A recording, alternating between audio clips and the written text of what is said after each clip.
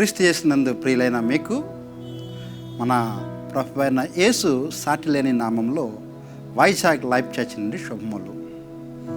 ఈ hope for today వాక్య సందేశంలోనికి మీకు అందరికీ స్వాగతం.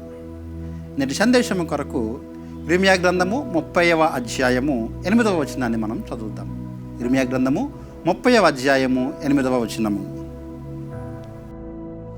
సైన్యములకు అధిపతి యెహోవా ఇలాగు సెలవిచ్చుచున్నాడు, నీకున్న కాడి నీ మెడ నుండకుండా ఆ దినమున నేను దాన్ని విరిచి నీ కట్లను తెంపెదను. నీకున్న కాడి నీ మెడ నుండకుండా ఆ దినమున నేను దాన్ని విరచి నీ కట్లను తెంపెదను. ప్రియులారా, ఇర్మియా గ్రంథాన్ని జాగ్రత్తగా మనం అధ్యయనం చేస్తే మొదటి 28 అధ్యాయాలు యూదా ప్రజలతో దేవుడు తన ప్రవక్త ద్వారా ఇస్తున్న హెచ్చరికలను మనం చూడవచ్చు.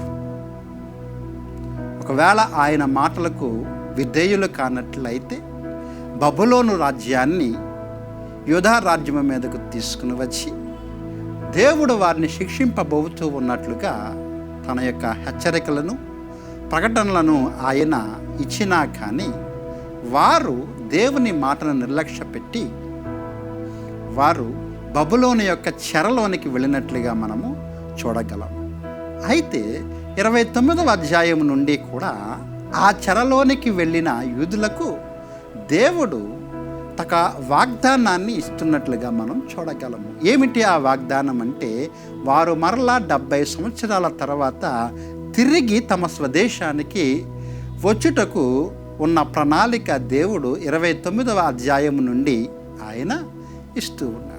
ఆ క్రమంలోనే మనం చదువుకున్న వచనము ఇప్పుడు దేవుడు ఇస్తున్న వాగ్దానం ఏమిటి అంటే, నీ మెడ మీద ఏదైతే భారం ఉన్నదో ఆ భారాన్ని నేను తొలగించి నీ కట్లను తెంపబోచున్నాను అని దేవుడిస్తూ ఉన్నాడు.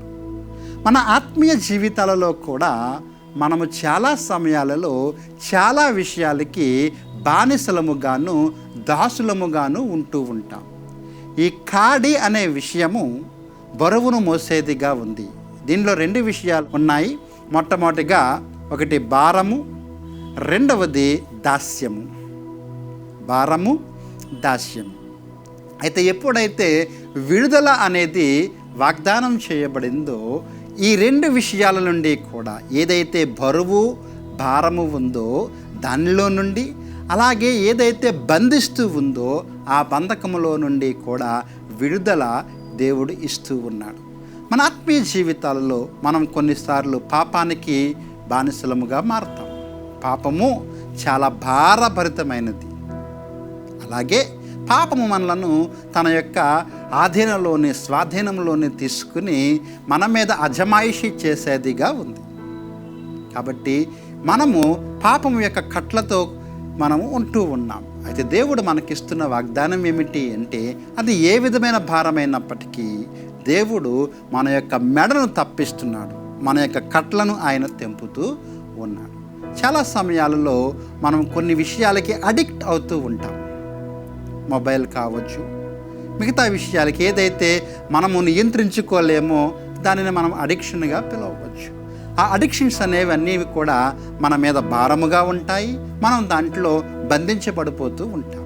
అయితే దేవుడు మనకిస్తున్న వాగ్దానం ఏమిటి అంటే, దేవుడు మన భారాన్ని తొలగించి మన కట్లను తెంపబోతూ ఉన్నాడు. అంటే ఆ యొక్క బానిసత్వంలో నుండి మనం విడిపించబడుతూ ఉన్నాం.